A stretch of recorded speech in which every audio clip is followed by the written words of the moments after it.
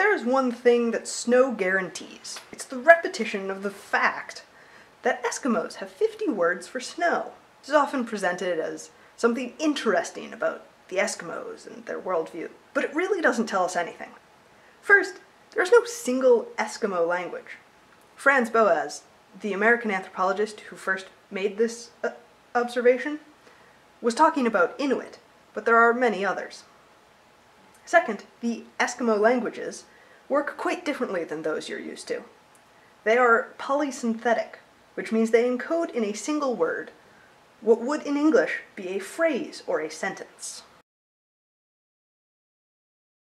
The real reason this fact is problematic is because it perpetuates something called the Sapir-Whorf hypothesis. This is also called linguistic determinism.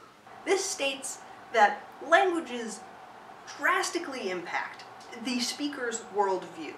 50 words for snow then implies that Inuit speakers think more deeply or more subtly about snow, but also ignores the extensive vocabulary English has for the same concepts. Another popular example used to support Sapir-Whorf comes from the Native American language Hopi. It argues that Hopi is a tenseless language, and thus Hopi speakers cannot understand our concept of time. It's utter bullshit. Benjamin Whorf, who lends his name to the hypothesis, is the one who did the initial research on this, and he didn't know Hopi. Detractors argue that if Sapir-Whorf were correct, then translation would be impossible. And while the idea of lost in translation is a popular one, just because English doesn't have a single word to correspond to the German Kummersprech doesn't mean that we don't understand the concept of eating one's feelings. Sapir-Whorf was discredited by Brent Berlin and Paul Kay using color terminology. This study determined that color terminology is subject to universal semantic constraints. Further studies have gone on to show that your terminology does not change your color perception.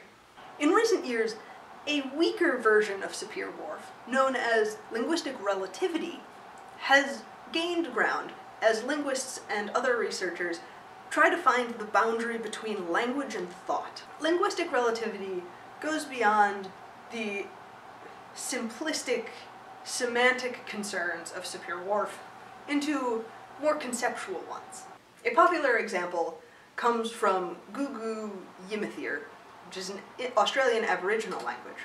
While most languages have two direction systems, one based on the speaker and the other based on the compass, the cardinal directions, Gugu Yimithir only has cardinal directions. So instead of saying that my camera is in front of me, I would say that my camera is to the east of me. As you can probably guess, this has ramifications for spatial reasoning. But back to snow. The next time you hear someone repeat that tired 50 words fact, you can refer them here. Or, better yet, just start listing English words to talk about snow.